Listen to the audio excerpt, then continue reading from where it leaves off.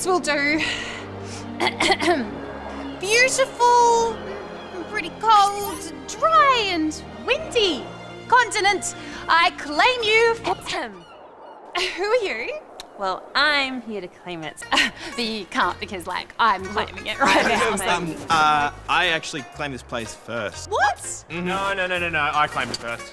What do you mean? I came to claim Hello. it. Oh, where did you come from? Norway. No, that's not what I...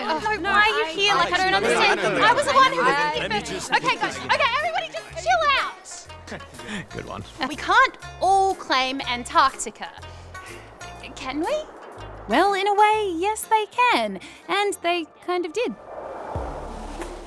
You see, for more than 100 years, explorers from around the world have been, well, exploring this icy continent. But for a lot of that time, there were arguments about who owned what. Oh yeah, we call that San Martin land. Well, the Americans call it Palmer Peninsula. Guys, it's literally called Graham's Land.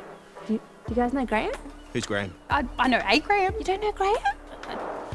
In fact, things got a bit, heated down here for a while. There were warplanes, warships, and a few international court cases. But eventually, cool heads prevailed.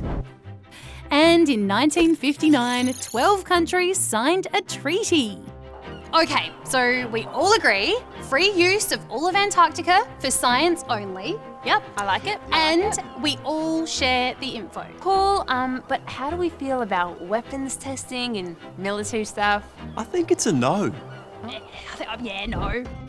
Heaps of other countries have signed on since, but only a few claim parts of Antarctica as national territory. Although only a few countries actually recognise the claims. Australia actually claims the most, about 42%. We have permanent research stations where scientists and engineers can stay and work and learn all sorts of things, like how climate change has affected the planet over hundreds of thousands of years.